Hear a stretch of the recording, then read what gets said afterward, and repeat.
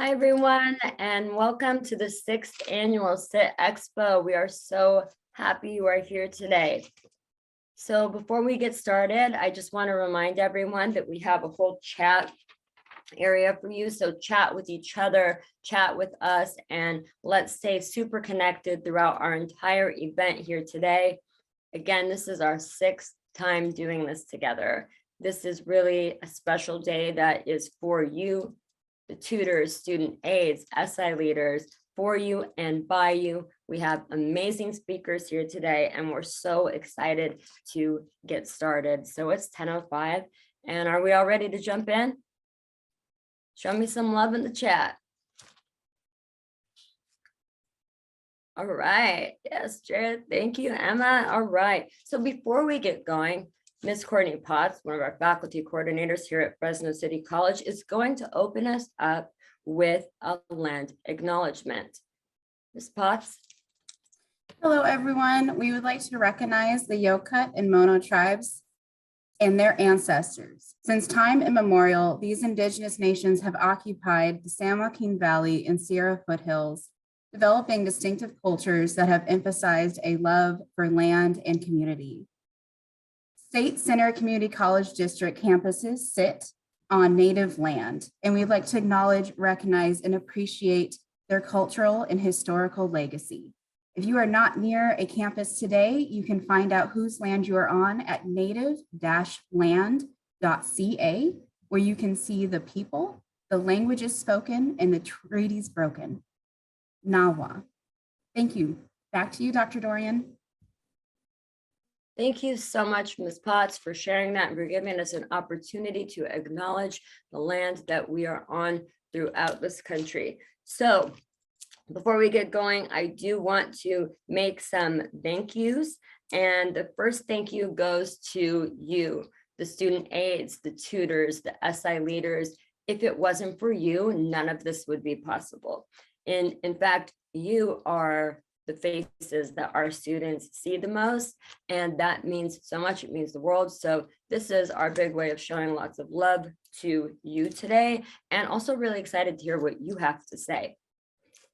So, all right, next thing I want to do is thank our professional development coordinator, who is truly the webinar magician, the magic that happens behind the scenes, Ms. Susie Nitzel. Thank you so much for making this happen online and creating this environment that we couldn't have without you.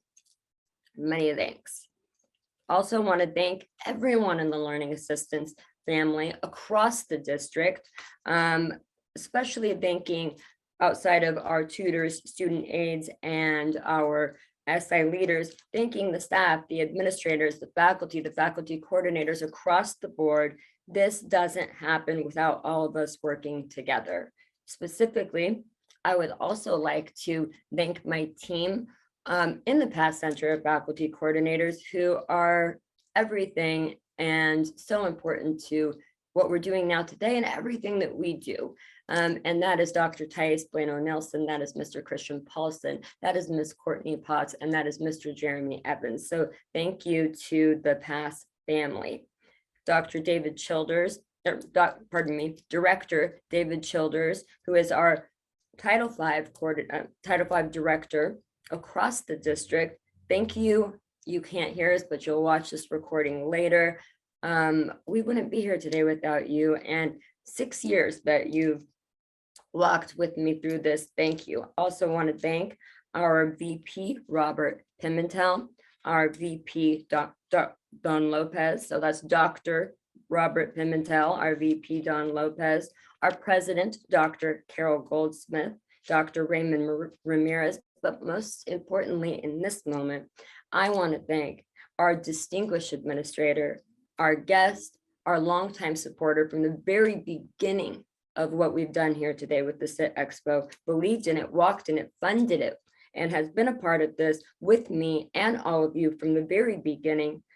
I'm proud to call this person my dean, a leader, a mentor, a friend. And so please join me in welcoming our distinguished administrator, our guest, Dean Dr. Donna Cooper. This is the Dean of Learning Assistance, and library at Fresno City College. You all know her well. Dr. Cooper, thank you for being here, and please join us. Well, good morning, everyone. I am so glad to see you here today. There we go. Just having a little trouble with my video there. You'd think after a year and a half, we would all have this all worked out together, but hey, you know, we all have little glitches there. I am so excited to be here today. I am thrilled that all of you are here. Please make yourself known through the chat with us. I know it's going to be a fabulous day. I just have to say, this SIT Expo is one of my favorite things that happens. I love listening to your sessions. I mean, it blows me away. I just have to tell you, and I think I say this every year, but I am the content lead for a statewide conference, the Strengthening Student Success Conference, that we put on every October. And we have faculty and counselors and librarians from all across the state that submit and do proposals. And I'll be honest with you, what you all do at this far surpasses most of the time what they do in their sessions. And they're all very good, but I just want you to feel encouraged about that today, because this just always is a highlight to be able to do that. But here we are back on Zoom again. Who would have thought that that's what we would be doing? Most of us thought we would be back to normal by now, whatever normal is. But the past 18 months have been some of the most transformative times that many of us will ever see in our lifetime.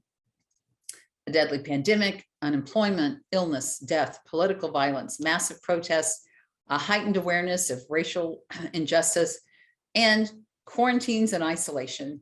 And all of that has forced all of us to change and adapt quickly. Many of you, as our tutors, are bearing the weight of the losses of our communities, and that our communities in our country have suffered.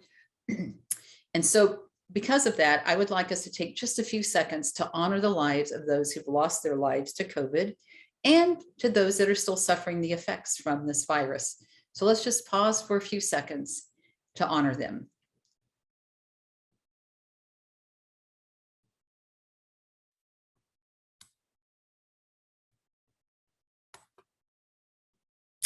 Thank you very much. So as we move towards some type of normalcy, and we are reopening our campuses more and more, and we're asking more of you to come back, more of our students to come back, I just want to encourage you, our tutors, our SI leaders, the front desk staff, that you provide an incredible service for our students. Dr. Dorian and I were talking yesterday, and she just reminded me, and this is very true, that during this pandemic, our tutors have probably had more FaceTime via Zoom with our students than anyone else on campus. I think that is true. I think it's awesome. And I think you should all give yourselves a pat on the back. So in the chat, start clapping your hands for each other, because your work and your passion is important. So I wanted to share with you this morning some pieces from Amanda Gorman's poem, The Hill We Climb, because it reminds me of you. And her powerful poem starts with, when day comes, we ask ourselves, where can we find light in this never-ending shade? And then it ends with, when day comes, we step out of the shade, aflame and unafraid. The new dawn blooms as we free it, for there is always light. If only we're brave enough to see it, if only we're brave enough to be it. And that's what you are. You are a light of hope for our students. Some of them come, well, all of our students start every semester, literally. When I was a faculty member and teaching, every one of my students on the first day of class walked in with hope. They were starting a new semester and they were ready to do this, and they wanted to be successful, and they wanted to pass my class.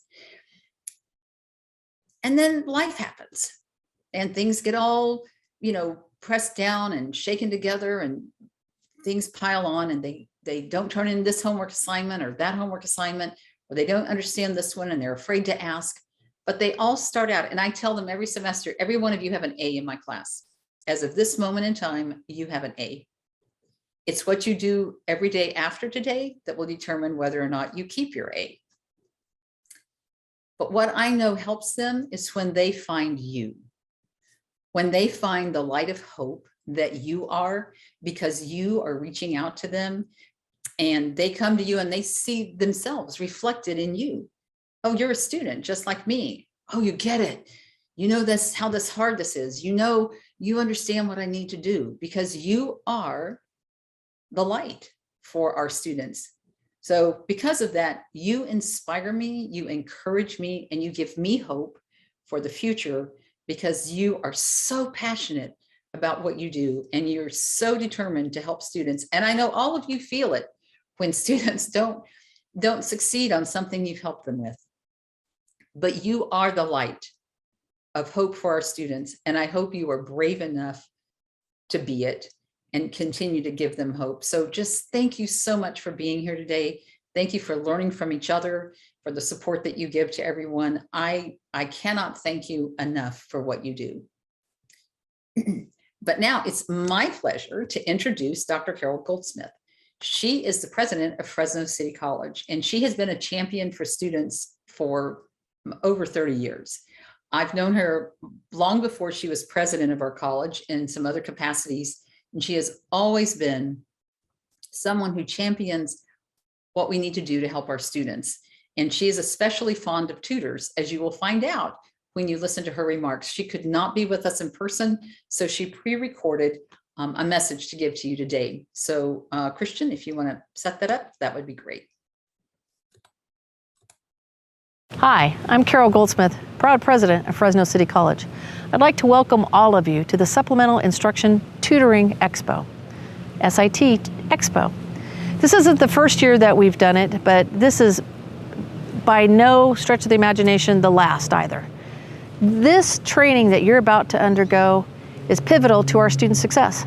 So for all the student tutors, the supplemental instruction tutors, the tutors who do work virtually or here in the library or across our district, for those students who you may be working on a front desk or a help desk, virtual or in person, your efforts are making the difference in how our students are succeeding. Your friends and colleagues depend upon you and you helping them. So thank you for taking time today to learn a little bit more about how you can be a better student tutor or a student help desk assistant or a student ambassador. Thank you, David Chillers and Dr. Donna Cooper, for making today happen. So again, I want to thank Dr. Jennifer Dorian for having the insight and the vision of making this training an annual reality. And of course, I need to thank everyone who's involved in the student tutoring centers across our district. If you're a faculty member helping our students, whether you're a tutorial center coordinator or you're working directly with students, thank you.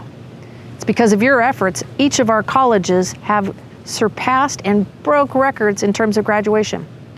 Many people don't see the tie to tutoring and graduation, but let me tell you, it's a real tie. I want to share a little story with you. When I was younger, a long time ago, I struggled with math. And it was because of the tutoring efforts at my local community college that helped me get through community college and later to the Fresno State, UC Davis, and now I'm the president of a Fresno City College. So tutoring makes a difference. It changes people's lives. It certainly changed mine. So I know you're in for a great day.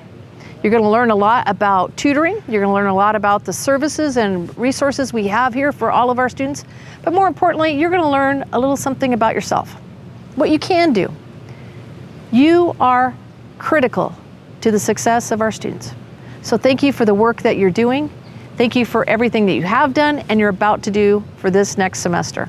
So with that, go Rams, go Tigers, go Crush, and go Maddie. Thank you, Dr. Goldsmith. So I'm glad she shared her story about needing math, tutoring for math. So she is always believes tutoring is near and dear to her heart. I am honored today to also get to introduce to you our keynote speaker. She is someone who is making a difference in the lives of families throughout the Central Valley. And so I'm honored to introduce Miss Lindsay Fox. She is the president and CEO of United Way of Fresno and Madera counties. She has led that organization since February of 2016. and she spearheads efforts to help working families thrive. Her work focuses on the intersection and comprehensive supports and services in the areas of financial stability, education, and health. Ms. Fox was raised in the Fresno area, attended Clovis schools, and then received her bachelor's degree in political science from UC Davis. So she has that in common with Dr. Goldsmith, and her master's degree in public policy and administration from Sacramento State. Her time in Sacramento included a stint in the California State Assembly, including serving as a prestigious Jesse Marvin Unruh Fellow. She also spent several years at the Foundation Consortium for California's Children and Youth. After returning to Fresno in 2004, she started a successful local intermediary organization called the Central Valley After School Foundation, which is still thriving today. And she served as a consultant for the Fresno County Office of Education. She is a passionate advocate for children, youth, and families, and commits her spare time to promoting the Fresno community. She sits on the board of directors for several local organizations and was recently awarded the Adult Volunteer of the Year Award from Hands On Central California and was named one of Fresno's 40 Under 40. Thank you for coming to speak with us today, and it's my pleasure to introduce Ms. Lindsay Fox. Good morning, everyone. It is so wonderful to be here this morning. We're only 20 minutes in, and I'm already feeling inspired by the work that you're doing and everything that is happening in the community. This idea of being the light, I think, is just so amazing. So I've just completely rewritten my speech and am going to build off of Dr. Cooper's really focus on being the light. You know, it's interesting. I don't really write a lot of speeches. My name is Lindsay Fox. My middle name is Sojourner. My name is Lindsay Sojourner Fox. I was named after Sojourner Truth, as well as my great-great-grandfather, Lindsay Keith, who was an Iowa farmer. So I was named after an incredible Black female and an incredible white male. So that sort of like really cuts the way that my story is going to go for you all today. But my point is that I don't really write speeches because I was named after Sojourner Truth, who was an amazing orator. And if you haven't read her speeches, the biggest one being Ain't I a Woman, which I performed in costume when I was 13 years old. If somebody could find the video to that, it would probably be worth a lot of money. And what Sojourner did was that she was illiterate. She couldn't read, she couldn't write. And so she stood up there, and wherever the spirit took her, that's what she talked about. So that's kind of generally what I do. So that's what you're going to get from me today. I probably won't be reading off my resume because it's not that interesting. So let's just see what we can talk about. You know, in my history, I've sort of been able to be in these really special places. And I realize now that this is that sort of experience that I've had is sometimes really, it's pretty unique. You know, I tend to tell people, I joke with people that I've kind of Forrest Gump my way through this. It's like, here's me with the governor, here's me with the president, here's me with Rob Reiner. Like, how did you end up in those spaces? And the truth of the matter is, I don't really know. Right place, right time. But I want to talk with you a little bit about my leadership journey and maybe give a little bit of a reflection on where you're going, because you all are absolutely leaders. And if not leaders in making, like, you are leaders right now, even though you don't realize it, and what you can translate into our community here to make a difference. That's the way that we really want you to be focused right now. So my last name is Fox. If you know anything about Fresno City College, you probably know that my father, Robert Fox, was the dean of students from 1980 until, I don't know, sometime in the 2000s, so a very long time. And so Fresno City College has a really special place in my heart. And in fact, the whole community college district system does, because I was sort of raised to understand what value community college has for our community as a whole in a lot of different ways. And so, you know, some might ask, like, why would you get up on a Saturday morning to get on a Zoom to talk with a bunch of folks that you can't even see their faces? And for me, it's just what we do. And I care about you, and I care about the work that you're doing. And I really know that what you're doing in our community is important today, and what you do in our community tomorrow is going to be even more important. So I have just a couple of pieces that I wanted to hit on, and I'll try to make sure that I leave a little bit of time if people have questions. And just so you know, like I really try, one of the values that I try to bring to my leadership style is that I'm pretty transparent. So I'll tell you a lot, like I'm going to tell you a secret. So let's think of this less as a keynote and more as Lindsay tells you all of her secrets. So buckle up. One of the first things that I'm thinking about as I think about you all and your work and where I have come from in my work is that your story and your passion really has to propel you forward. And it's not enough to just say, like, this thing is important to me. Like, you actually have to commit your life to fixing or solving a problem. For me, I was raised by educators. My mom was an elementary school teacher. And as I said, my dad was the dean of students at Fresno City College. So even though I was raised in Clovis, what I saw was a whole spectrum of experiences. And when my mom was teaching elementary school, she taught year round. And so I spent a lot of time on her school campus. And one year, I was a 5th or 6th grader. I think I was in 6th grade. She was actually teaching 6th grade. And so the kids that were in her class were my compatriots, like they were my friends. And I remember being 11 or 12 years old and having this clear understanding that the experiences, the life, the quality of the education that my friends were receiving at my mom's school was very different than what I was receiving in the Clovis Unified. And my gut just told me that now I would call it injustice. I think that at the time I just called it unfair or not right. And it wasn't right. And at that point in time, I didn't know how to fix that problem. I didn't know how to make sure that students throughout our community have options for art and supplemental support and tutoring and science and all different kinds of athletics. I didn't know how to fix that because I was 11 years old and I didn't really know how the world worked, but I knew that the rest of my life would be devoted to fixing it. And that commitment is what 30 years later continues to propel me every day. It's what gets me out of bed every day, is because I made this commitment to my community to make this world better and to provide more opportunities for students who didn't have opportunities. Things have shifted a lot, but it's still what propels me. And I'm going to give you sort of like a life hack that's maybe a little bit hard to swallow as you're sort of coming into understanding what your career path will be. Your passion cannot be making money. So it can, but it's not ever going to be what continues to propel you forward. It will make you miserable. And I will tell you from experience, and I know that it's really easy that if you've had money and made money before, it's easy to say that money can't be a driving passion. But I'm telling you right now, if you go down that path where money is the driver, there will always be a brick wall that you will run smack dab into. Now, money's important. And you should always negotiate your worth, and you should always get paid for your time and for what you do. And you are worth an investment. But the big story is that that's just the means. That's not the end. And so the end has to be what you're really committed to.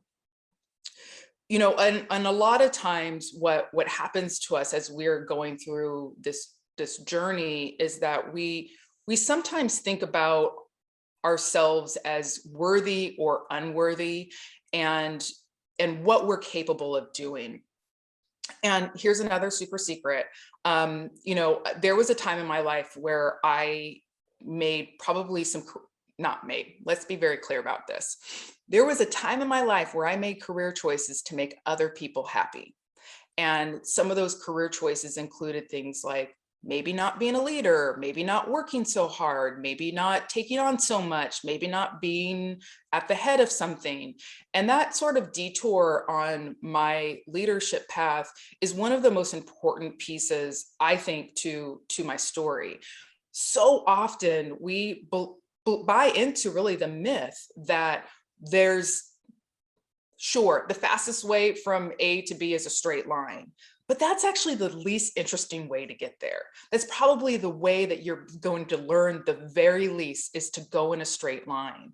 And so although as Dr. Cooper was reading my bio, it sounds like, oh, there she was, just continuing to progress. And then finally she becomes president and CEO of United Way. And of course, that was where she was always going to end up. And that's not true. That is not true at all. That's not how this all works. Really, where we find the best learning is when we go off of the path, when things are challenging.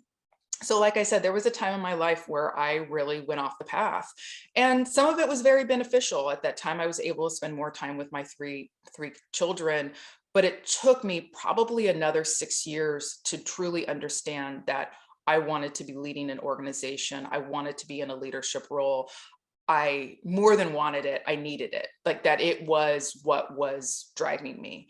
And owning that piece of my story is really an important thing for me to share with you, because it hasn't always been easy for me to own that, because it does feel like a bit of a failure, that I should have just continued to progress, and I shouldn't have ever taken what was told to me, just take a middle management job. Why do you always have to be a leader? So on and so forth. Here is the truth, that our light that we shine isn't an on and off switch. It's not. Like, we kind of think about it as an on and off switch, but it's not. It's on a dimmer. And we can dim our light to make other people feel comfortable. We can dim our light to make ourselves feel comfortable. We can dim our light so that we are not seen and aren't observed and aren't noticed. And sometimes that creates some additional comfort. But once you turn up your light all the way to full blast, that's where the real opportunities to lead and shine really come. Because the thing about a light is that it doesn't just shine on you, it shines back on other people. And that may sound silly or sort of like pedestrian, but if you really have this opportunity to shine your light on other people, even unknowingly, it changes people. So when I had to kind of come back onto this pathway that I was on, what I had to own was, yeah, I've got to shine my light really bright. And when I applied for this position it was actually in 2015 that I applied for this position, I will tell you right now, I did not think that this job was for me. Quite frankly, there was never anyone who looked like me who had led the organization. It had been predominantly white men who had led United Way up until the point that I was hired. And if you want to hear another secret, there were 2 white men who were offered the job before they offered it to me. So I still tease my board that they begrudgingly hired me to do this job, and they now say like it was the best thing that ever happened to them. But it's true. And I don't want to pretend that type of struggle, that I've just sort of fallen into these, even though I am Forrest Gumping my way through this life, I'm not always the heir apparent. I have to put myself out there in places where I may very well get turned down, but I put myself out there and I got turned down, and that's okay. And so in taking this job, I had no idea what I was taking on, but what I knew was that I had to show up for the community and for the people that needed it the most in a certain way. And that, if I could translate what that means in just like actual value, what that's meant for the organization has been that we've gone from a century-old institution that was close to bankruptcy. Like literally there were months that we couldn't pay to keep the lights on. That was sort of just milling about, taking up space. There were leaders who told me when I took over that they would be more than happy if United Way just went away because we weren't really doing anything.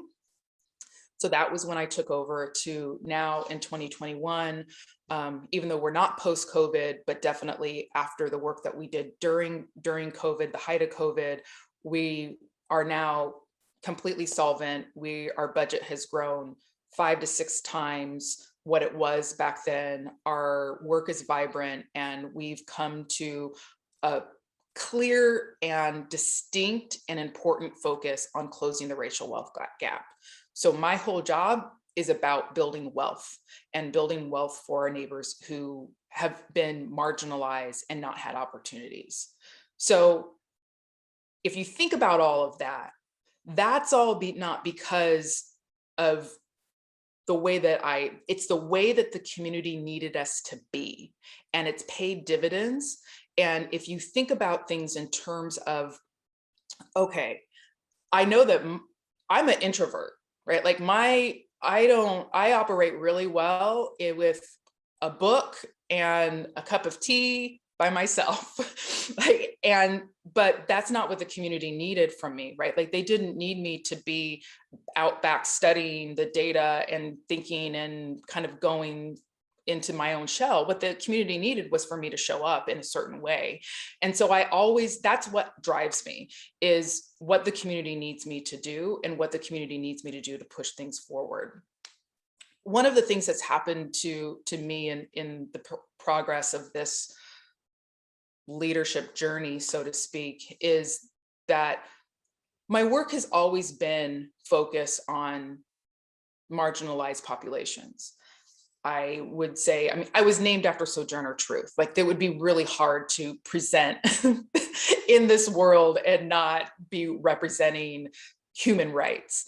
And so that's always been where I tended towards. But you know what? That's a really kind of scary place to be. And especially in a community like Clovis that hasn't always been accepting of difference. My family was we were always like, we integrated. Let's just put it that way. There weren't a lot of Black families in Clovis in the early 80s, and it wasn't always safe and it wasn't always comfortable, but that's sort of where I come from. And that experience has solidified how it is that I am able to sort of navigate through this world, because at the end of the day, I can't pretend that I'm anything other than who I actually am. And what you see is kind of what you get. So we really have to be thinking through that lens. And so to go back to what I was saying about like the journey around race equity, that's always been the focus. It was never an option for it not to be the focus. The very difference, though, is how we talk about it and what we're able to say about it and what we're willing to say. And I've done a lot of work with school districts, and even with Dr. Goldsmith and Fresno City College and others around equity issues. And before the racial uprising, like this has been something that I brought to the organization very early on, and not everybody got it. It wasn't really something that I centered because it wasn't something that people necessarily cared about. But it was something that I cared about. So I put a lot of extra time into it, even though it wasn't something that necessarily any one of my board members was wanting me to report out on.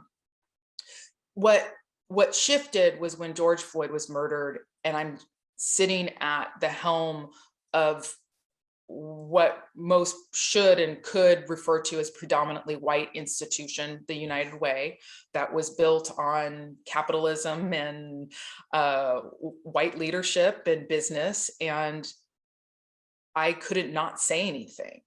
And although I had been saying things to a lot of different people and people knew what I led with, we had not been able to really center equity in the work that we were doing.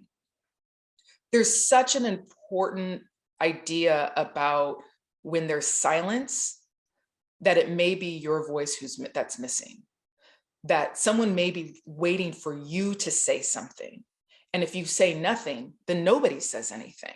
And it's just silence. So when we went out and made the comment, the statement, we said Black Lives Matter to the public. And let me just be really clear that what I'm saying is that we have been in service of a machine, and it's a machine that pretended to care about people. It's a machine that was designed to it was designed to have inequitable outcomes. It was designed to keep people in the same situation. And so we had to speak out against that machine. And we're part of the machine. Like, that's the scary part. We're part of the machine. So if we've got to dismantle our own machine. And, you know, people were it was a very interesting time, because I had to say to my team, I said, you know, I'm not going to ask for our board of directors for permission on this. I'm just going to say what I feel led to say. Thank you, Sojourner. And we'll see where the chips may land. And at that point, there weren't a lot of really bold statements. People were saying, we stand in solidarity and things like that. Like, everybody should maybe relax. And I had to tell them, you know, it might be that in 2 weeks, the board gets together and says, yeah, this is too much. This isn't us. And we're tapping out. So it was probably one of those moments where it's a mix of fear and conviction, that if you ever have the opportunity to sit in that space, you've got to use it. Fear is really one of those factors that we really sort of dismiss and try to run from. And when we try to run from something like fear, we end up kind of diminishing the value that being afraid can have. And I know that may sound a little odd to you, because who wants to be afraid? Like, it's like being angry. Fear is one of those big motivating factors. And if you think about what happens to your body when you're afraid, there's a level of adrenaline, and your brain actually clicks into a different gear when you are faced with something that you are otherwise afraid of. And what you're able to produce in that moment has so much more value than when you're just comfortable. And so being afraid, being uncomfortable, all of those things, it's a tool. And if you learn how to use it, you will really be able to make sure that your pathway is like, the sky's the limit for you. One of the things that I love about my job now is, when I took this job, you all, like, I didn't know anything about financial security, financial stability, wealth creation. Like, if you knew what I was looking at right now, you would see quite a few pairs of high heels. So that's my version of wealth creation.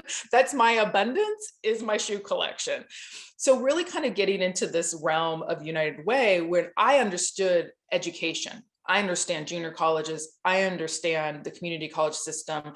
I definitely understand K-12 education. I've operated in that space.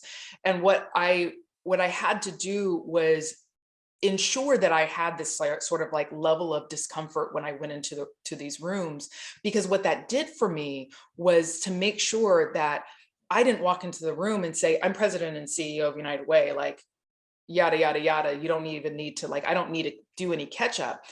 It was always a pressure on me. There was always a pressure that was motivating me to learn more, to know more, to really be what we would refer to as a lifelong learner. But I think it's even more than that, because I think it's about not just learning. I think it's about growing too, because you need to change your mind. You need to change your attitude. You need to change the way that you see the world.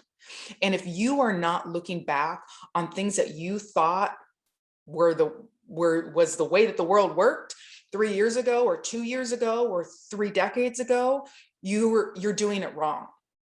Like, we shouldn't be stuck. We shouldn't be stuck in just the way that we think that the world works, because we're in this constant evolution of learning the way the world works. And you may think that as president and CEO, or as my 11-year-old daughter likes to say, president and CEO, as she says, like, I just know it all. I don't. I'm still learning. Like, there's still so much that I have to learn, and I'm excited about that. It excites me. When my first job out of college was essentially my assembly fellowship in Sacramento. And it was one of those really interesting experiences that was very formative for me. Like I learned a lot of really good habits and a lot of really terrible habits in working at the state capitol, and particularly because I was able to work for then Speaker Bob Hertzberg. But a few things about that experience that I want to share with you, because I think it's super relevant. One was that I didn't see myself as being of high enough quality, caliber, pedigree, yada, like continue to fill in all of the blanks to work for someone like Speaker Hertzberg. He wasn't speaker at the time when I went to work for him, but he was becoming speaker. And what was very clear to me was that the way that other people saw me and the way that I saw myself was very different. That there were people all around me that saw that I was capable of doing this job, and I was the only one who was second guessing myself. So that little bit of self-doubt, I continue to carry it with me today. It is not always a great thing, but sometimes can be used to your benefit, and definitely commits you to a lot more humility when you enter into this work. And this idea of humility in this work, I think, is really, really important, especially when you're a leader and especially when there's power involved. People don't really like it when you use the P word, but I use it all the time because I think that the idea of power is really important. The other thing that I learned when I was working for Bob, and he's a genius, like he's just an incredible, he's a lawyer, he's a businessman, like he's really a genius. And he would come into these spaces with his team and he would just, what we call was download. So he would stay up all night reading 5 different books, and then he'd come in and say, hey, like I'm interested in this idea, and why does this work that way? Or shouldn't we like look into this? And then we would all go off and research and come back then when he came back and let us know. What was interesting was I thought I was 21, 22 maybe at the time. And so by 2 decades, I was the youngest person in his office. I was one of the only women, although he did have a female chief of staff who led the office. And I was definitely the only Black woman in the office. So if you talk about, and I was at the beginning of my career, like I didn't know how the world worked. I just knew what I had learned at UC Davis, which that's a whole different story. So when I went into this space, I went into it with this sense of kind of fear, right? And this sense of a little bit of not being valuable enough and imposter syndrome. And what I had to do was look around me, and I was watching the men in the office and the people who had been in the work for a long time, who were, the only word that I can use to describe them had become complacent and were kind of coasting. You know, they were making probably 15 times the amount that I was working or I was making on salary. And so I had to figure out how to figure it out. Does that make sense? Like when you have to figure out how to figure it out, like no one was going to help me. There was no safety net. And I had a choice to either show up in this space as someone who just sat back, which as an introvert was what I kind of wanted to do, or someone who was going to be knowledgeable and was hustling, right? That's the word that always goes through my head is hustling, hustle, hustle, hustle. And so I hustled for Bob. And I will never forget the day that we were sitting in his office. He had given us an assignment, and he usually like kind of blanket the assignment. So it was sort of like, you all kind of do this. And he had given us this assignment, and the guy who was making, $170,000, $180,000 a year, who was assigned to that policy area, kind of stumbled through an answer and kind of couldn't be bothered with it. And I was like, okay, this is your moment. And I'm having like all of this self-talk. Self-talk is a really good thing. So I said, okay, Lindsay, like, this is it. Like, you get on the edge of your seat and like lean into this. So I was leaning in pantsuits before any of that was actually a thing.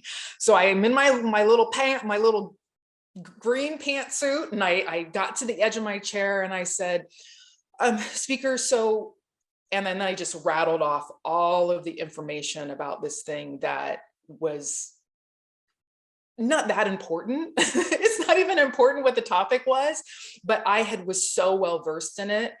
And I stopped talking, and Bob sat back, and he kind of sat back like this. And he looks around all these people who were in his, in this semicircle in his office. And he says, "Why is the youngest person here the smartest person?" And that was the moment when I understood what it meant to be successful in this world, what it meant. And that just because you have a position doesn't automatically make you either worthy of that position, able to do that position, or even qualified to do that position. And that if I hustled as hard as I possibly could and continued to commit myself to the right things, that would be my opportunity to actually make a difference and to have leverage and to do things in this world. So I just didn't stop. That was like, I mean, he gave me an inch and I took a mile after that. Next thing I know, I was like in the heart of everything. I was presenting his bills in the middle of committee. It was an incredible experience. So, one of the things that I think is important to always underline is what I've told you is kind of that in most of these spaces that I've been in, I've been different. I've been younger, I've been different race, I've been a different gender than others. My experience is very different than other people's. But what I've taken away and what I try to help my own children understand is that instead of trying to get to sameness, right? Instead of trying to get to a point where we all are essentially the same, it's always better to highlight the things and lean into the things that make you either a little bit different or a lot different. Because how do you hide it? Hiding it, and here's the thing, is that I'm really the type of person who, when I am in my like regular life, like I like a lot of variety. I have this best friend who, when we go out for dinner, she literally like orders everything off the menu so that we can have a little bit of something. Like that's the height of success and a great life, is being at a restaurant, being able to order a bunch of things off the menu. Because you know why that's fun? Because you get to taste a little bit of everything. And having to eat the same thing at the same time, and it never changes. Who wants that? Not me. Like, I like variety. And when we talk about diversity a lot, there's sort of this drumbeat and general understanding that diversity and diverse opinions make things different. And we say it again and again and again and again and again. And I think that sometimes we forget that it is really valuable, that the experiences that we've all had that are very different, the way that we show up in places that is very different, that this should never be about really trying to adapt to everything. It should always be about how whatever it is that's different about you can give a different perspective. One of the things about being president and CEO is that I tend to be in a lot of spaces where, not most people don't look like me, but we've established that. But also that we have this opportunity to influence people who are influential. And I don't know that I realized that was what I was stepping into when I took on this job, but it absolutely is. And I sort of wish that I had understood the value of giving people a different perspective and influencing people to see things in another way.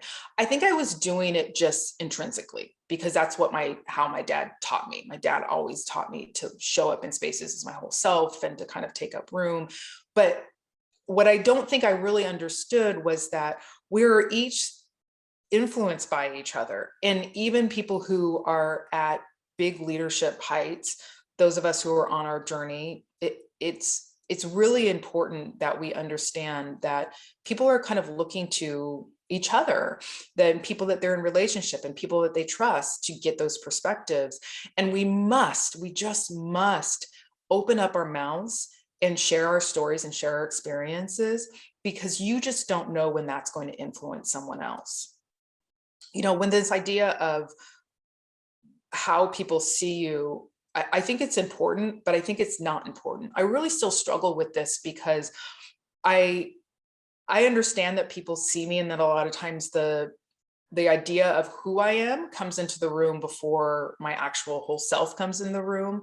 But what I do understand is that people are watching me, and that there are things that, and that doesn't mean that I'm not trying to get in trouble, because I actually have multiple names so that I can have some of my personalities get into a little bit of trouble here and there. My name used to be Callahan, and now I'm Lindsay Fox. So if you see Lindsay Callahan, she's probably getting in trouble. Lindsay Fox, she's leading United Way.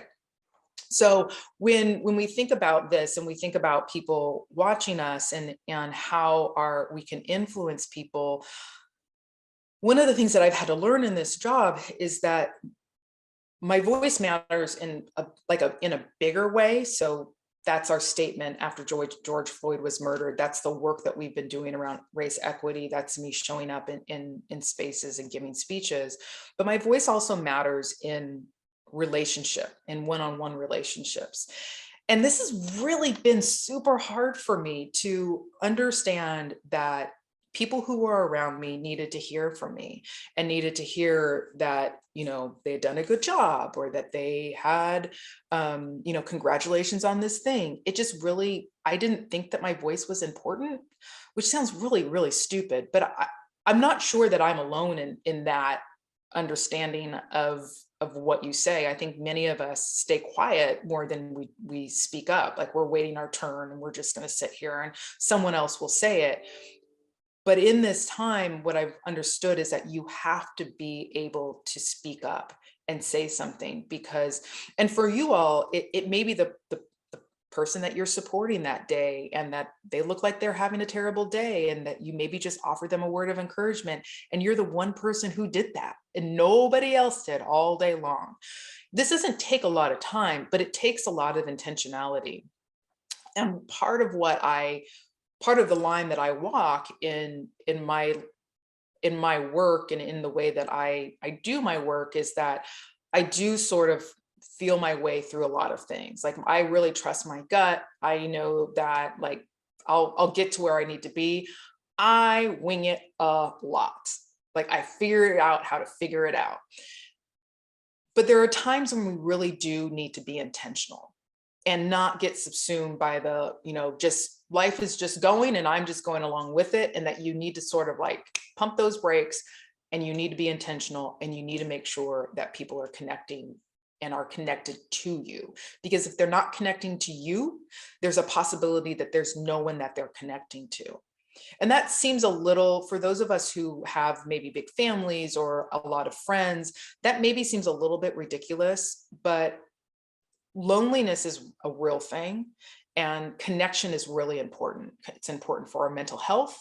It's important for where we're going. People with lots of connections get much farther, much faster. And it's just important in general. And so that person that you are providing that connection to, and that you're intentionally showing up in that space the way that they need it, that is so important. Do more of that. Like, if you do nothing else, do more of that. Show up in spaces and say the things that you think somebody else, I'm sure someone already told you this, just say them, because the likelihood that somebody said it is very slim.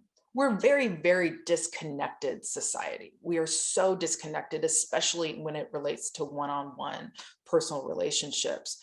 We work a lot at United Way to promote what we call social networks, because we believe that that's social networks more than, well, cash is important. So I won't go back on what I have said in the past about how important cash in people's pockets are, but it's probably second to having cash in your pocket is having social connections and having networks. And I really just know that from my own experience, and this is sort of like, I'm a cautionary tale, right? So here's another secret. Being a leader is super lonely. It is so lonely. And I'm not even saying like it's lonely at the top, like it's just kind of lonely, because you tend to be a little detached from things, right? Whether you lead from the front or you lead from the back, it doesn't matter. You're not in the pack. And when you're not in the pack, there's not a lot of the same level of connection. And so it's something that as up and coming leaders, you need to be aware of, because when it hits you like a bus. And it sort of like, it puts you back and you're like, what is this? Because I'm not a person, like, I don't get bored and I'm not a lonely person. I can entertain myself all day, every day for as many days as I need to. That's not what it is. It's more of feeling sort of like trapped and isolated. So the isolation of being a leader is really a lot, and you have to be very careful about that. So when you are in a leadership position, you've got to make sure that you have social networks.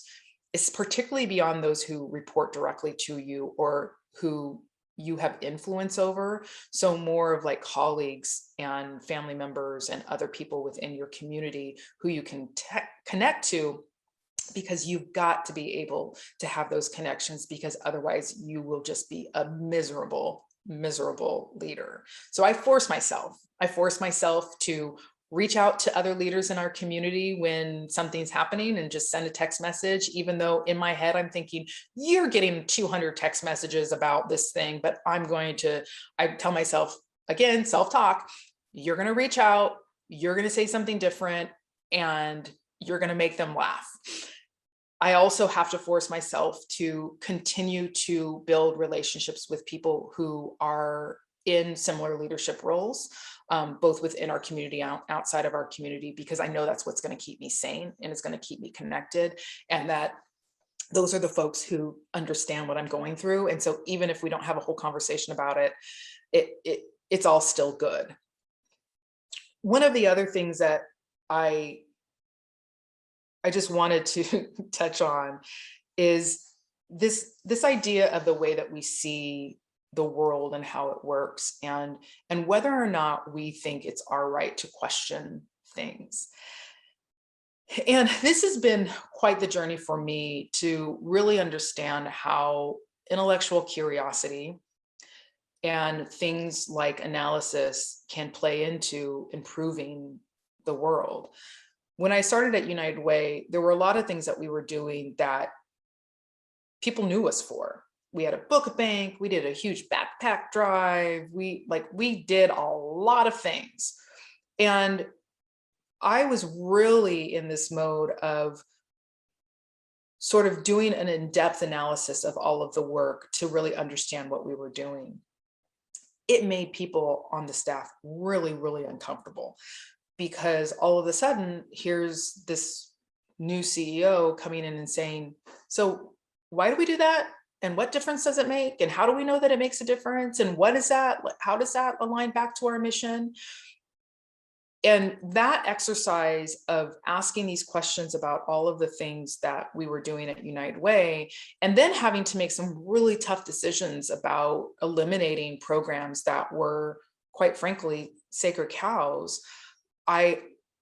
It's a muscle that I have now flexed enough that I have an understanding of how to question things and how to not just accept things. Because here's the deal, is that we've been told very much in the way that we are educated that compliance is the way to be, that you're supposed to accept that the world is just that way. And in fact, very much the way that I thought about the very issues that I tackle today, that they're just things that are intractable, that you're not going to change it. You're not going to change de facto segregation. You're not going to change housing and home ownership. You're not going to change the wage gaps. And when you start to ask the questions about, but why is that? Why does it work that way? You get to a very different answer and you get to a very different solution. And I think that because we have been really educated in a way that we're supposed to kind of just accept the way that the things are and just move on, right? Like, slavery was a thing. It's not now. Move on. That's it. Close the book, end of the book, as opposed to analyzing it and thinking about how does that impact things like our justice system now? How does that impact the way that people of color, and particularly Black people, are shown in the media? How has that impacted the way that the world is now? And better yet, and here is where you will be able to make millions of dollars, is if you can come up with the solution for how to change those things, even if it's just in even if it's just a start, that's where the money is. And I mean millions of dollars in terms of changing the world, millions of dollars, probably not millions of dollars in your bank account, but we really have to really look at how things are and ask questions. And when we don't have and I'm fortunate because I sit in a position where I have a lot of power over my own institution. And so when things aren't quite right, right now, yesterday I spent quite a bit of time working on some equity deep dives. And one of the pieces was about gender. And I started thinking about the way that we really center cisgender people and how we make sure that trans and non-binary and other people are marginalized in the workplace, and how my workplace can change because of that. And I sat there, so I opened up our sort of our employment portal that we use, that's online. And I went into the new employee orientation and pulled up, all of the information for a new employee. I was just seeing what it looked like. And I was like, oh, this says gender. In parentheses, it says legal.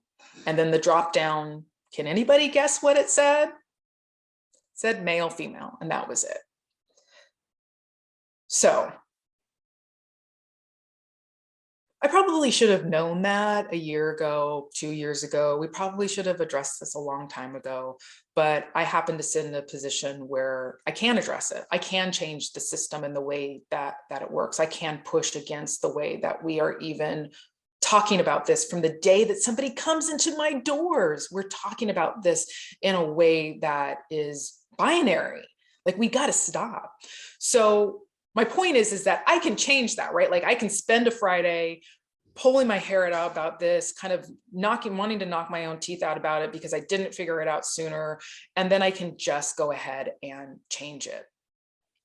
Even when you can't go ahead and change it because there are things in this world that we don't have power to change, the slick part is that you can figure out how to maneuver your way around it and just make it better. You can figure out how to do that in a better way. So, I do want to make sure that we give time for questions. And I know that you all are going to be going into your working sessions.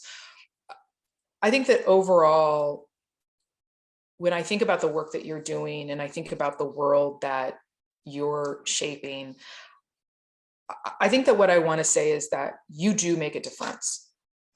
And sometimes we think, I talked to a lot I worked in the after school field for a very long time. And I worked a lot with college students, and they would say to me all the time, well, I'm just a tutor, or I'm just an after school assistant, or I'm just this.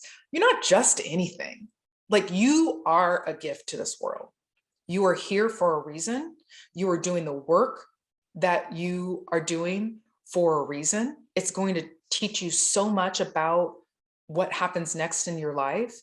And it really is an opportunity to think about what you do, who you are, and how you want to influence the world in a different place. And, back to the self-talk, I have a really dynamic life coach who always tells me, Lindsay, and he always pauses so that he actually gets my attention, because he knows that I'm probably thinking about 15 other things. And so he pauses and he says, you are a gift to the world. You all are a gift to the world. I can't see your faces. I maybe don't know you all personally. I want to know you. You know me now. I want to know you. Feel free to reach out to me anytime, because you are a gift to the world. Thank you.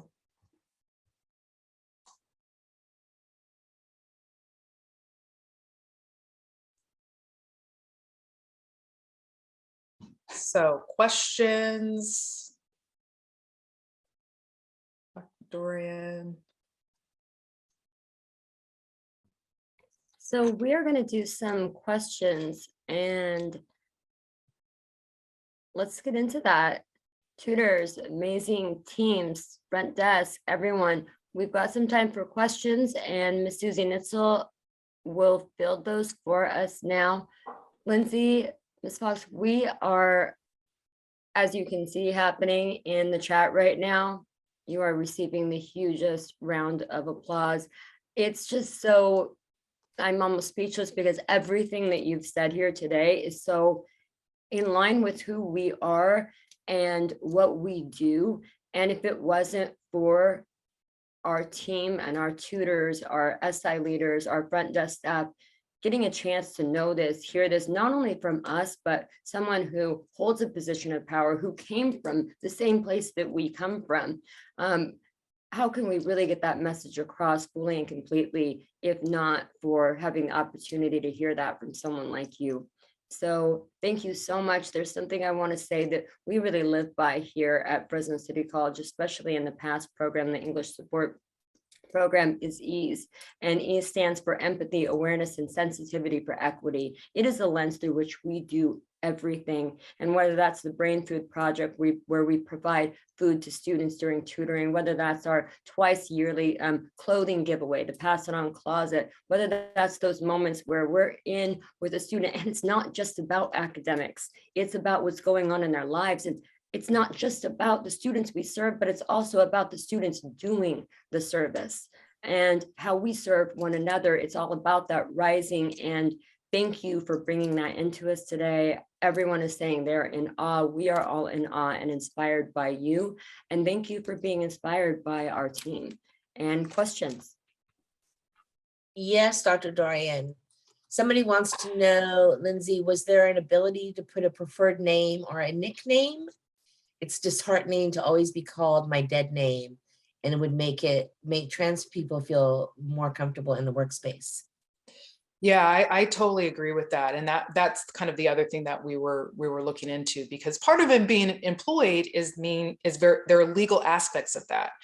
We don't have to worry so much about that, right? Like that doesn't what you have to like go do the legal aspect of it. And if your dead name is still the name that's on all of your documents, but let's talk about what your preferred pronouns are. Let's talk about what your preferred name is. And, I tell people all the time that, using something like the they pronoun is a big change. And so like, use it on me, because that will help you get more comfortable in really just being aware of pronouns. So it's a work in progress for sure.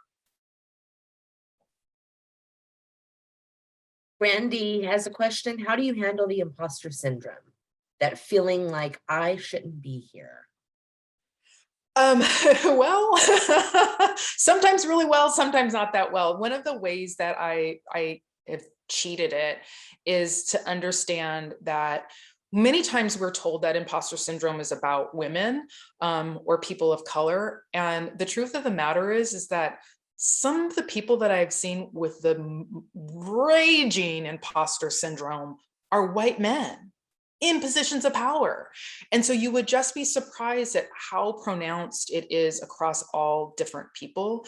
And so it's a little bit like if you're giving a speech and you're afraid of speaking, like just imagine everybody with their clothes off, like we're all kind of in the same boat, right? And so I don't give myself a lot of grace around pretending that I'm the only one having it. And it helps because I just acknowledge, like, most people are walking into the room thinking maybe they don't belong there, even if they look like they have it all together. But two more you can answer, and then I know we're going to have to move to Courtney because tutors need to get to their next sessions. In what ways would you suggest we make changes if we are not in positions of power? Yeah, it's one of those things where you can't always predict this. And what the advice that I gave myself a long time ago was to never close any door to any opportunity. And in fact, open up windows to opportunity, take opportunity to be around different people, to be in positions where you're in proximity to people who are making decisions and or have power. And you would be surprised at what happens. Most of us who are in these positions kind of run around with each other all the time. And so we kind of love it when there's somebody else in the room who has a new perspective, and you never know what that's going to buy you. I mean, for me, it meant that when I was working for the director of Caltrans and I was just an intern, he ended up taking me all over the state to all of his Caltrans director meetings. Now, I'm not now the director of Caltrans, but certainly understanding how the world worked and seeing things and sort of being by his side in that time was really, really important to understanding what leadership really looks like, or sometimes what leadership should not look like, which is another big trick. The last one we have time for is from Marcin Sanchez. How do you keep the flame going even when everything is against you? Well, so here's my trick is I have, first of all, I give myself a lot of grace. And I'm not always great at it, but I really try to give myself a lot of grace. And I understand what my capacity is. So when you think about pouring yourself a cup of coffee, you pour the cup of coffee as high as you want it, and you don't pour it higher than that. So I don't put myself in situations that is more than I can handle, and I give myself breaks. So self-care for me means that when I am in these spaces, I come with a lot of humor, and I just try to have a good time. And that's the thing about my work, is that I would be lying to you if I told you that my job wasn't fun. It's really stressful and it has a lot of pressure to it, but I have a really freaking good time doing it. No matter where I am, I'm going to be having a good time. And I don't force myself to show up in places where I'm going to be bored to tears and I'm not going to have a good time, or I'm going to be so stressed out, unless that's what the community needs from me. So humor, having a good time, and taking care of yourself, leaders have to do that. Like, you have to actually rest. You have to have breaks. You have to give yourself grace. Otherwise, we're just robots. And what's the fun in like hanging out with a bunch of robots? Like, let's actually hang out with humans. Was that the last question, Susie? It's not, but it's the last one we have time for. Okay. Well, I just want to say thank you to you all. I hope you have a great rest of your day, and you can find me on social media. You can find me on LinkedIn. I'm sure if you went to our website, my cell phone and my email are there. So please feel free to reach out to me at any time. I'm super accessible, much to my staff's chagrin, but I am very accessible and really am happy to talk to any of you, and really wish you all best of luck in your leadership journey. Thank you so much. Just tons of thanks and applause. Dr. Cooper, I want to thank you as well. Thank you so much for being the true foundation and allowing us to rise up together with you and to have this moment with Lindsay Fox. David Childers, thank you for also uplifting this moment. And Ms. Potts. So I went ahead and put in.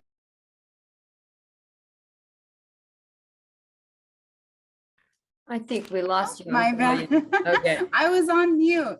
I went ahead and put in the chat box a bunch of links. So for our presentation, session A, we'll start with room 1, staying connected. That session is tutoring deaf and hard of hearing students, with the link in there for SIT Expo 1. Room 2 will be our modern tools for tutoring. And the first session A will be online tutoring is out of this world. And that link is SIT Expo 2. And the session A is the only session that has 3 rooms. And that will be connecting with students in these times. And I also put the link on there for our SIT Expo website, so you can see the list of presentations we have today. And any questions that you may have, you can always pop into the SIT Expo 1 room or SIT Expo 2 room. I will be the host for SIT Expo 1, and you can send me a message and I will do my best to guide you to where you need to be. Wonderful. So this is the time, if though you do need to take a quick bathroom break, this would be a time to do that. And then we'll see you in the rooms that you choose to go to. And then after that's all finished, after we're finished with your awesome presentations, we're going to meet back in here because we actually do have a closing speaker as well that I'm super excited about. Much love, everyone. We'll see you in there, and then we'll see you back in here.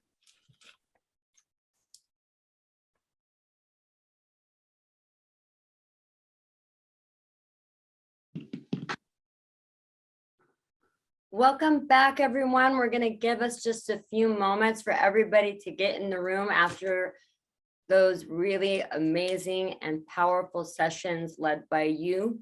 We've got some good stuff planned for our rest of today as we wrap up. So one of those things that we are going to do as we get started with our last bit here, which is going to be a super powerful end, is we do have a video to show you. And this video is put together by a longtime supplemental instruction leader, Sandra Chires, and she's put together a video that is really includes the heart of who we are and so many even pictures of who we are. So we're going to show that, and then I'm going to introduce to you our closing speaker, which I'm so excited about. And so, Mr. Paulson, can you take us away with the video now?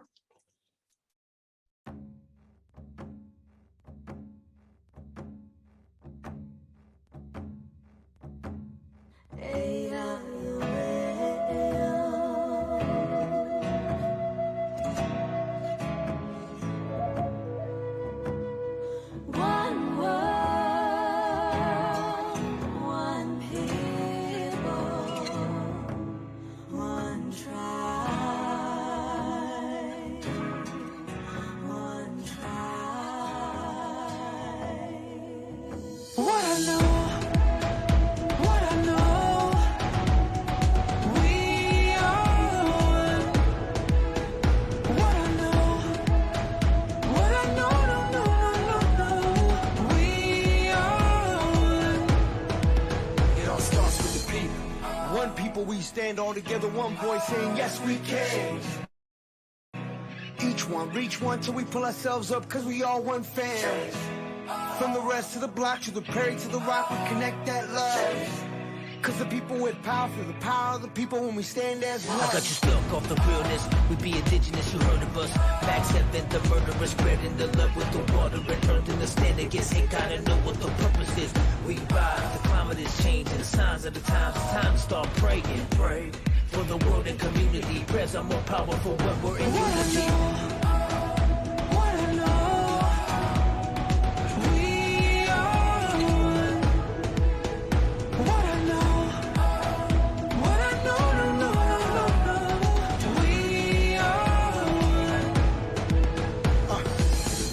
Up today, hungry for a change, new path to take, can't stay the same, it's been too long, pointing out who's right or wrong, can you hear me out? All we need is a little bit of love, take time to heal and it starts with us, hand in hand, I put my trust, in one world reunite, it's a must, hold on to hope, we can overload, we can break the code with a single note, sing out for the world to hear, that our time is now, no more for tears, I looked into my son's eyes, a new day in a new light, lift the veil and dwell so peaceful. Come together, one world, one people. What I know, we are one. What I know, no, we are one. It's who you are, it's who I am. We all bleed the same blood, yeah.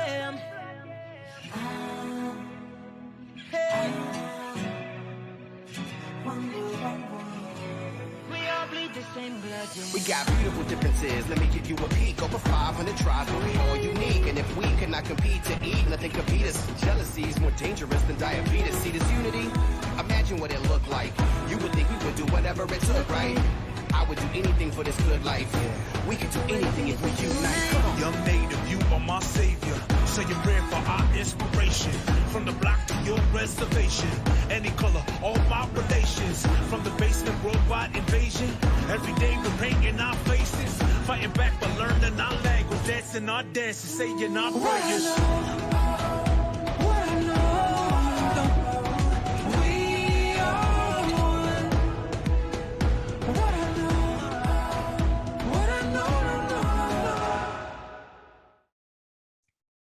I don't know if everyone else is crying with their heart just this big right now, but that was amazing. Sandra, thank you for taking your creativity and your connection with what we do and really speaking on behalf of all of us with that gift of the video. That is such a gift, and it's so neat to be able to see that here. Well, you know, that got released today for all of us to see. It's the heart of who we are, not just here at Fresno City College, but across the district. And thank you for that. So as we move forward, I am so excited to share with you our closing speaker for today. My friend, my colleague, someone that we go way back. I always joke that there was a time where we were really the new kids on the block, and in some ways we still are compared to others. We came together at a time when the word equity was new on college campuses. No one knew what it meant, let alone how to create it and make it tangible. And so today we're going to hear from my friend and colleague, Dr. Ray Ramírez. He is our Director of Student Equity and Success. And let me tell you that we would not be here today if it was not for him. The funds that came originally for this event came through his office, along with Dr. Cooper. And I was told there are some extra funds that you can write for. And what are we going to do? And well, what we did is what we've been doing for the past 6+ years. Dr. Ramírez, thank you for being here. The floor is yours. Thank you very much, Dr. Dorian. I truly appreciate the warm and heartfelt welcome and introduction. You are truly too kind. You know, it wasn't too long ago when we were the new kids on the block at Fresno City College, and I just got to thinking, I hope that doesn't make me the old kid on the block, right? I'm just kidding. Good morning, welcome everyone. How you doing? I hope you're all doing well. I know if we were all together in a physical space on campus that you'd be responding to me. But I like to think that you are responding to me in your own spaces and in your own ways. So I just want to invite you to use the chat to express your sentiments, how you're feeling, and your realities of how you're reacting and responding to the little bit of what I want to share. So first, I really want to thank Drs. Dorian, Bueno, Dr. Cooper, Susie Nitzel, the entire team and colleagues who put this event on and made it possible. I know this event is primarily about you, right? Our workers, our tutors, everyone that works in supplemental instruction and academic support services.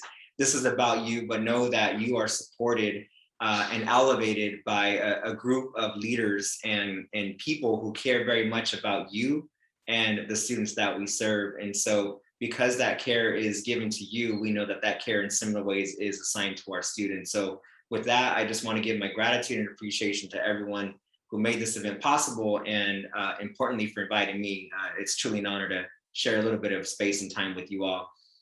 Second, what I'd like to do, because I haven't had the opportunity to meet a lot of you, I imagine probably the majority of you, right? And if I have, it is good to see you, even though I can't. I am glad you're here if I do know you and we have interacted or interfaced with each other in the past. It's great to be in presence and community with you again. I do want to share just a little bit about me for the people who don't know much about me, and what drives me and compels me to do the work that I do as the Director of Student Equity and Success at Fresno City College, right? Like many of you, it's really my lived experiences that continue to fuel my desire and my life work. I don't consider this a job. I'm blessed and privileged, and I count my blessings every day because I get to get paid for this work, right? And provide for family and give back to community. But what really compels me to do this work is my experience growing up in this community and going from the hood to becoming hooded, right? Is what I call it. Going from the hood to becoming hooded. And a hooding ceremony, as many as you know, is that process through graduate school and you get hooded, right? At the master's level and both at the doctoral level, right? And my experience navigating what I call the very leaky educational pipeline from barely graduating high school, barely, right? To spending approximately 4 years at Fresno City College, not knowing what my educational identity looked like or what I wanted to do with my life, to finally figuring it out through mentorship and guidance of people who care about me, who shared similar life experiences as me, cultivated my intellectual curiosity about doing greater in higher education, right? That's what allowed me to transfer to a 4-year university, get 2 bachelors. That's what compelled me through mentorship and services and practices that validated who I was as a first-generation Latino male college student, right? To say, hey, have you thought about a master's degree? If not, you should do it because I think you can and I know you can, right? And it was in that same time in my master's program where I had other mentors tell me something very similar and give me messages of affirmation and validation. I said, hey, Ray, you're halfway through this master's program. Have you thought about a PhD? Have you thought about an EDD? If you're not, let me tell you what they are, and let me tell you why you should and why you could, right?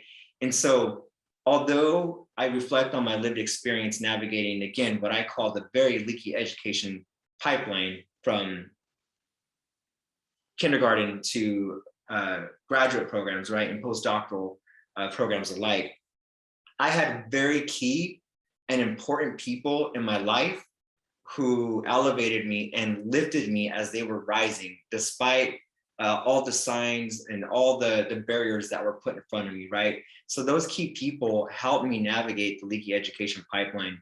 In a similar way, I also saw from my high school to community college to undergraduate and graduate experience that my familia, my comunidad, my family, my community, and those people I went to high school with, I started to ask and critically reflect years later, why was it that so many other of my homies, as we called each other, right, then didn't graduate high school? And if they did, why didn't they go to community college, right? I still interacted and I still hung out with my friends living in the same community, right? But it wasn't until years later when I started to think, why was I, or am I, the only one from the same community who went on to get a bachelor's, who went on to get a master's, and who went on to get a doctoral degree, right? And so reflecting on my lived experience, my family, my community, I realized that my call to action and my call in terms of what I wanted to do my life work was here in the community college, because community colleges are the primary gateway to higher education, right? But keep in mind that community colleges, all of them in the state and nation, and right here in State Center, right? That includes Reedley College, Clovis Community College, Oakers Community College Center, Fresno City College, and Madera Community College, right? These community colleges, although they are intended to be open access institutions, meaning we accept all students that apply, right?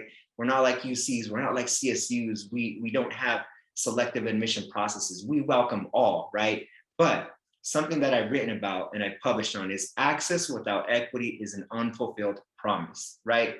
And this is where each and every one of you plays such a significant role. And that's what I want to talk about more right now.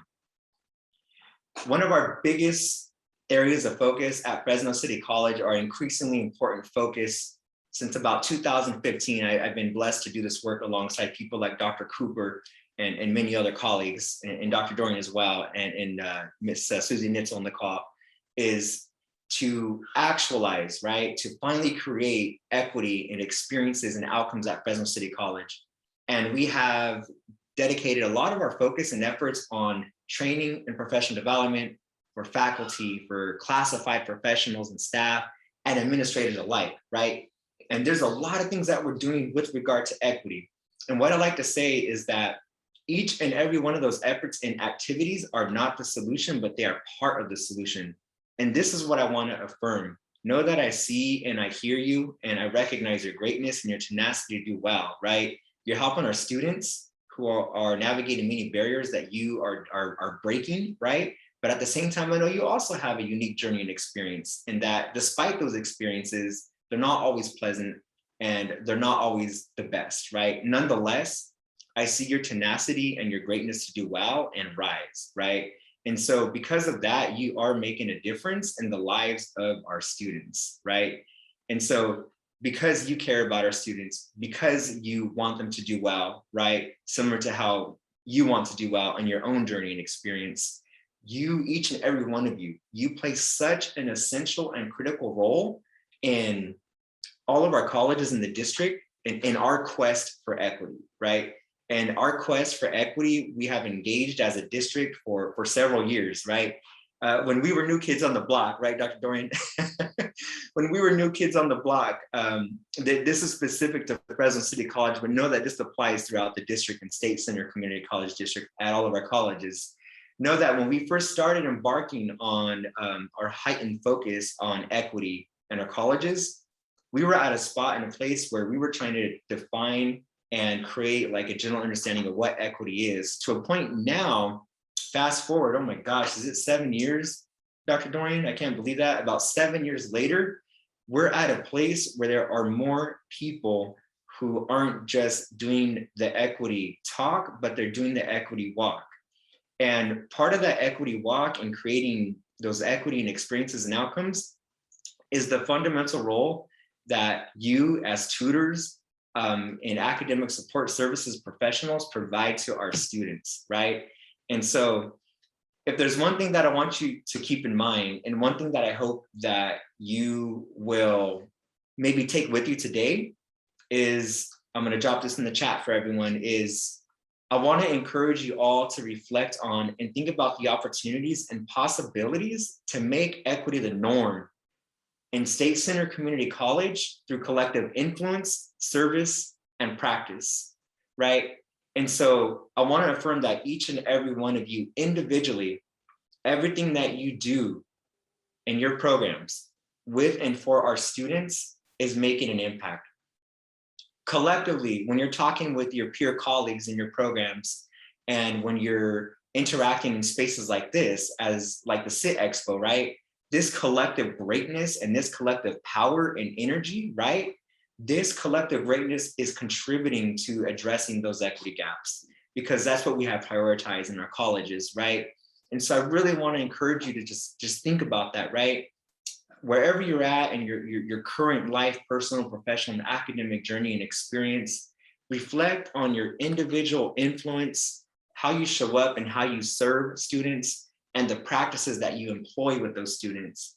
And then I want you to think about the power that we have as a collective to truly transform lives through education by making equity the norm, right?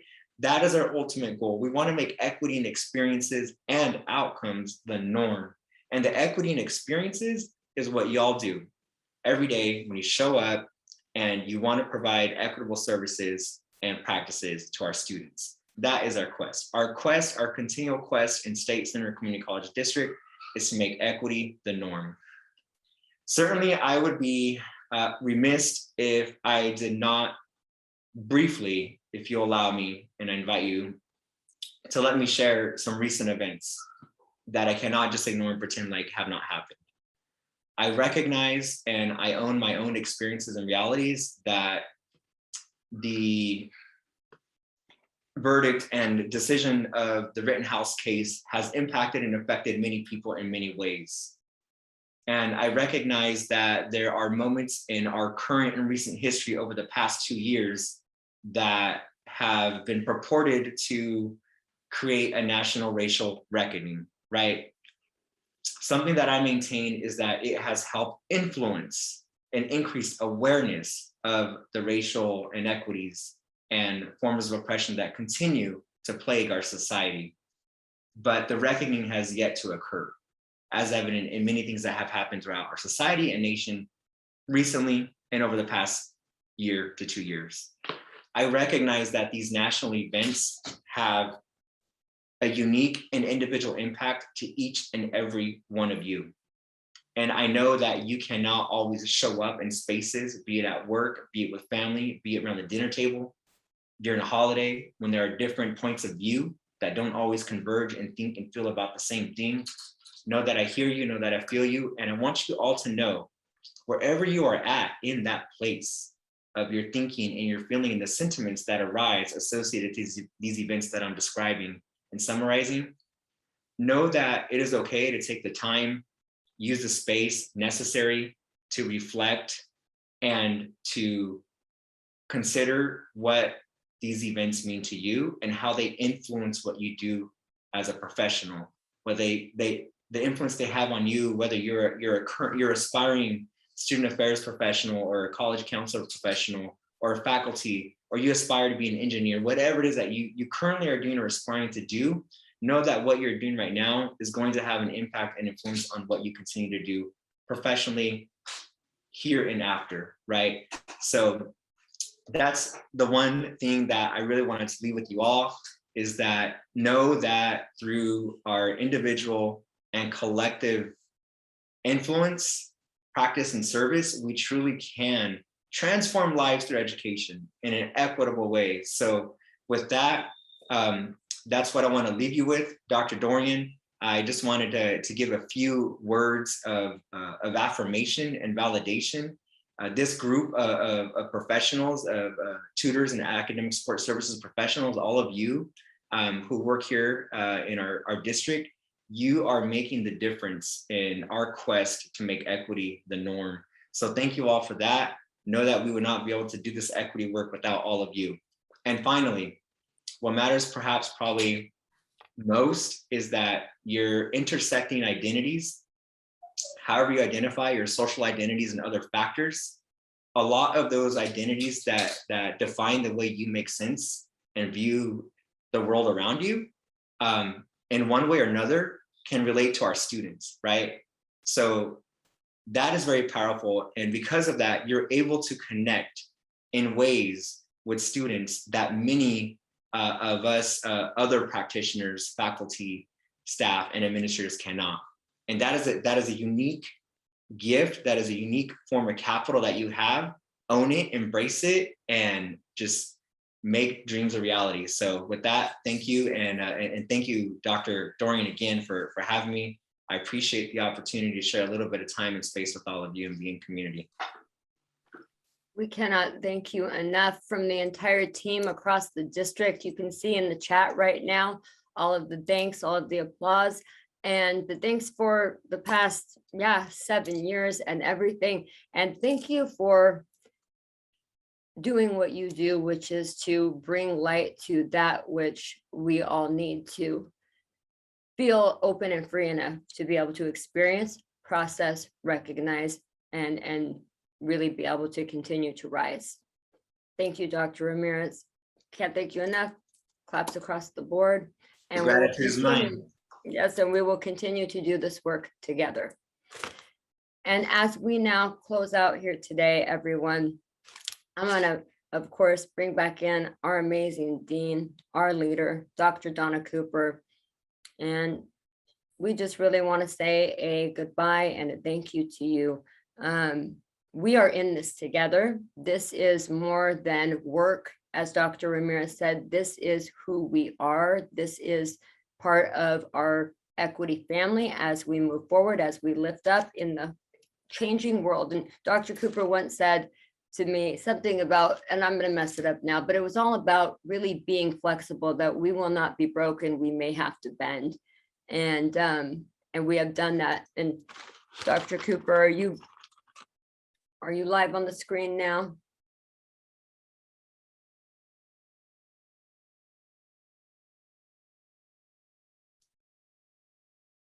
And so is everyone able to hear me still? Yes. Okay, wonderful. It looks like we might have a little bit of a technical difficulty going on here, but I will tell you that you are believed in, that you are cared for, and as much as we are here to serve the students, we are here to serve you and each other. And so thank you for being here today. Make sure you log out from TCP if you are logged in. It is just about that time. Much love to you all, and thanks to everyone who made today possible. Susie, thanks so much to you and all of you. And we'll see you back here again in a year, folks. Bye.